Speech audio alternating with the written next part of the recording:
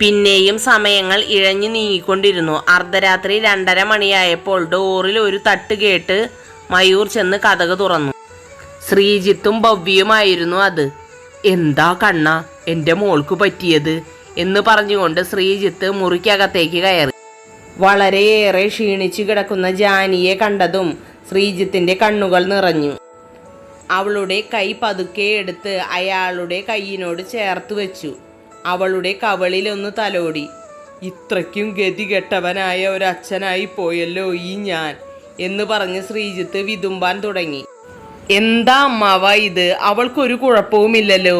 ശ്രീജിത്തിൻ്റെ ദുഃഖം കണ്ട് മയൂർ പറഞ്ഞു. "എൻ്റെ മകൾക്ക് അസുഖമായി കിടക്കുമ്പോൾ അവളെ ഒന്ന് വന്ന് ശുശ്രൂഷിക്കാൻ പോലുമുള്ള അവകാശം ഈ മഹാപാപിയായ എനിക്കില്ലാതെ പോയല്ലോ മോനെ കണ്ണ. എൻ്റെ മോളെ പൊന്നുപോലെ നോക്കണേ മോനെ. അവളുടെ ഭാഗത്ത് ഇനി എന്തെങ്കിലും തെറ്റുണ്ടെങ്കിൽ തന്നെ നീ ക്ഷമിക്കണേടാ." ദുഃഖം കടിച്ചമർത്തിക്കൊണ്ട് ശ്രീജിത്ത് പറഞ്ഞു. ശ്രീജിത്തിൻ്റെ അവസ്ഥ കണ്ട് ഭവ്യയും കരയുകയായിരുന്നു. "എന്താ അമ്മാവ ഇങ്ങനെയൊക്കെ പറയുന്നേ? ഞാൻ ഇവളെ എന്തെങ്കിലും കാര്യത്തിൽ വിഷമിപ്പിക്കുമെന്ന് അമ്മാവന് തോന്നുന്നുണ്ടോ?" "അമ്മാവൻ അതൊന്നും ഓർത്ത് വിഷമിക്കേണ്ട." മയൂർ അമ്മാവനെ സമാധാനിപ്പിച്ചുകൊണ്ട് പറഞ്ഞു. "എങ്ങനെ ഞാൻ വിഷമിക്കാതിരിക്കും എൻ്റെ പൊന്നു മോനെ? സ്വന്തം മകൾ അവൾ ഉറങ്ങുന്ന സമയത്ത് വന്ന് കാണേണ്ടി വരുന്ന ഒരച്ഛൻ്റെ ദുഃഖം നിനക്ക് പറഞ്ഞാൽ മനസ്സിലാകുമോ?" ശ്രീജിത്ത് ദുഃഖത്തോടെ പറഞ്ഞു. "ശരിയാണ്, 15 വർഷം ഞാൻ എൻ്റെ മോളെ പിരിഞ്ഞിരുന്ന ദുഃഖം എൻ്റെ മനസ്സിൽ ഇപ്പോഴുമുണ്ട്. ആ ദുഃഖം എത്ര പറഞ്ഞാലും തീരാ ദുഃഖമാണ്." മയൂർ ചിന്തിച്ചു. "മോനെ കണ്ണ, മരിക്കുന്നതിന് മുമ്പ് എനിക്ക് ഒരേ ഒരു ആഗ്രഹമേ ഉള്ളൂ മോനെ. ഒരു തവണയെങ്കിലും ജാനി എന്നെ അച്ഛാ എന്നൊന്ന് വിളിക്കണം. പറ മോനെ, നിന്നെ കൊണ്ട് സാധിക്കുമോ ജാനിയെ കൊണ്ട് ഒരു തവണയെങ്കിലും അച്ഛാ എന്ന് വിളിപ്പിക്കാൻ?" ശ്രീജിത്ത് കണ്ണീരോടെ പറഞ്ഞു. "അത് അമ്മാവ, അറിഞ്ഞോ അറിയാതെയോ ചെയ്ത എൻ്റെ തെറ്റിന് പോലും ജാനി ഇതുവരെയായിട്ടും മാപ്പ് തന്നിട്ടില്ല." "അപ്പോൾ പിന്നെ?" അവൻ ഒരു നിമിഷം മൗനം പാലിച്ചതിന് ശേഷം തുടർന്നു. "അമ്മാവൻ വിഷമിക്കേണ്ട. എന്നെങ്കിലും ഒരിക്കൽ ജാനി അമ്മാവനെ മനസ്സിലാക്കും." അവൻ ശ്രീജിത്തിനെ സമാധാനിപ്പിച്ചുകൊണ്ട് പറഞ്ഞു. "ഇല്ലട കണ്ണ, എൻ്റെ മോളെ എന്നെ ഒരിക്കലും സ്നേഹിക്കില്ല. അവളുടെ സ്നേഹം അനുഭവിക്കാനുള്ള ഭാഗ്യമൊന്നും ഈ അമ്മാവൻ ഇല്ല മോനെ" എന്ന് പറഞ്ഞ് ശ്രീജിത്ത് പിന്നെയും കരയാൻ തുടങ്ങി. "ഇതാ മോനെ ഇപ്പോൾ നിന്റെ അമ്മാവൻ്റെ അവസ്ഥ. പഴയ തെറ്റുകൾ ഓരോന്നായി എണ്ണി പറഞ്ഞ് സ്വയം കുറ്റപ്പെടുത്തി ശിക്ഷിക്കുക. ഒരു കാര്യത്തിലും ഒരു ഉത്സാഹവുമില്ല മോനെ. എപ്പോഴും മുറിയിൽ തന്നെ ഇരിക്കും. ഭക്ഷണവും വേണ്ട, വെള്ളവും വേണ്ട. കുളിക്കുകയോ ധരിച്ച വസ്ത്രം മാറുകയോ ഒന്നും ചെയ്യില്ല. എനിക്ക് പേടിയാവുന്നു മോനെ കണ്ണ. അമ്മാവൻ ഈ നില തുടർന്നാൽ വലിയ ദുരന്തത്തിലായിരിക്കും അത് അവസാനിക്കുക." വർദ്ധിച്ച സങ്കടത്തോടെ ഭവ്യ പറഞ്ഞു. "എന്താ അമ്മാവ ഇത്?" അവൻ ശ്രീജിത്തിൻ്റെ തലയിൽ തലോടിക്കൊണ്ട് പറഞ്ഞു.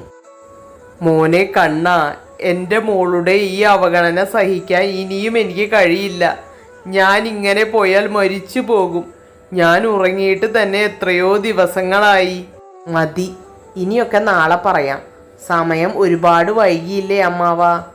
എനിക്കാണെങ്കിൽ ഉറക്കം വരുന്നു. ഏതായാലും അടുത്ത റൂം ഞാൻ അറേഞ്ച് ചെയ്ത് തരാം. അമ്മാവനും അമ്മായിയും കുറച്ച് സമയം റെസ്റ്റ് എടുത്തോളൂ." "വേണ്ട മോനെ, ഞാൻ എൻ്റെ മോളുടെ അടുത്ത് ഇങ്ങനെ ഇരുന്നോളാം നേരം വെളുക്കുന്നത് വരെ." ശ്രീജിത്ത് കരഞ്ഞുകൊണ്ട് പറഞ്ഞു. "അത് വേണ്ട അമ്മാവ. ഒന്നാമത് അമ്മാവന് നല്ല ഉറക്കത്തിൻ്റെ ആവശ്യമുണ്ട്. ഡെയിലി മരുന്നുകൾ കഴിക്കുന്ന ആളല്ലേ.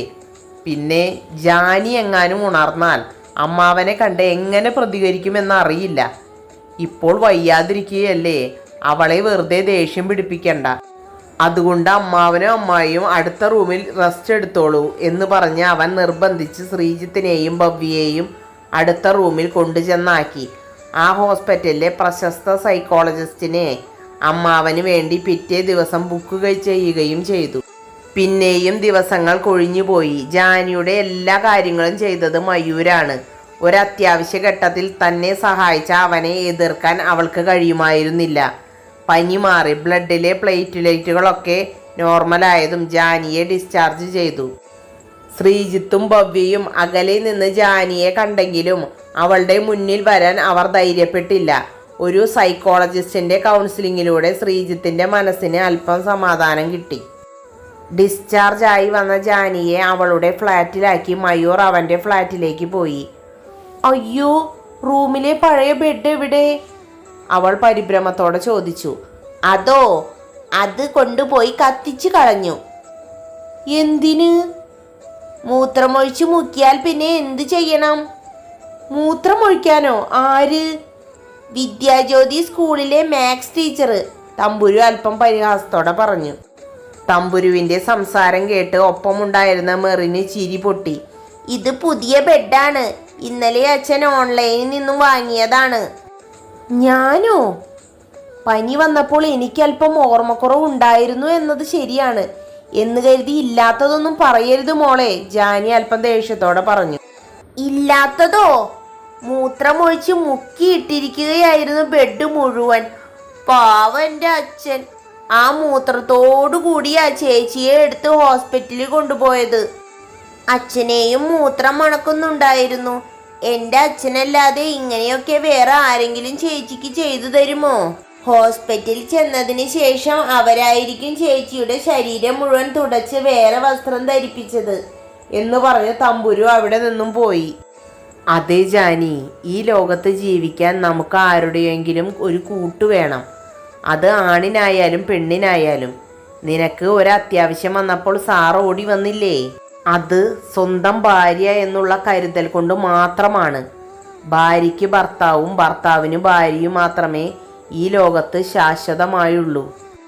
പണ്ട് സാറ് ചെയ്ത ഒരു തെറ്റിൻ്റെ പേരിൽ നീ ഇനിയും സാറിനെ ശിക്ഷിക്കാതെ ജാനി. നിങ്ങളുടെ 3 പേരുടെയും ജീവിതമാണ് അതുകൊണ്ട് ഇല്ലാതാകുന്നത്. 15 വർഷം അച്ഛൻ്റെ സ്നേഹം നീ നിന്റെ മകൾക്ക് നിഷേധിച്ചു. തമ്പുരുവാണെങ്കിൽ അവളുടെ അച്ഛൻ്റെ സ്നേഹം ഒരുപാട് ആഗ്രഹിക്കുന്നുമുണ്ട്. അച്ഛൻ്റെയും അമ്മയുടെയും സ്നേഹം ഒരുമിച്ച് അനുഭവിച്ച് വേണം കുട്ടികൾ വളരാൻ. ഇപ്പോഴേ ഒരുപാട് വൈകിപ്പോയി. ഇനിയെങ്കിലും നിങ്ങൾക്ക് ഒരുമിച്ച് ജീവിച്ചുകൂടെ? മെറിൻ ജാനിയെ ഉപദേശിച്ചു. സത്യത്തിൽ മെറിൻ്റെ വാക്കുകളൊന്നും എതിർക്കാൻ ജാനിക്ക് കഴിഞ്ഞില്ല. തൻ്റെ തീരുമാനങ്ങളൊക്കെ തെറ്റായി പോയോ എന്നോർത്ത് ജാനി ചിന്തയിലാണ്ടു. ഹലോ കൂട്ടുകാരെ, ജാനി എന്ത് തീരുമാനമായിരിക്കും എടുക്കുക? അവൾ മയൂരിനെ സ്വീകരിക്കുമോ? എന്താണ് നിങ്ങളുടെ അഭിപ്രായം കമൻ്റായി രേഖപ്പെടുത്തണേ. പിന്നെ ഞാൻ എന്നും പറയുന്നത് പോലെ സബ്സ്ക്രൈബ് ചെയ്യാതെ ആരെങ്കിലും കാണുന്നുണ്ടെങ്കിൽ ഒന്ന് സബ്സ്ക്രൈബ് ചെയ്ത് സപ്പോർട്ട് ചെയ്യണേ.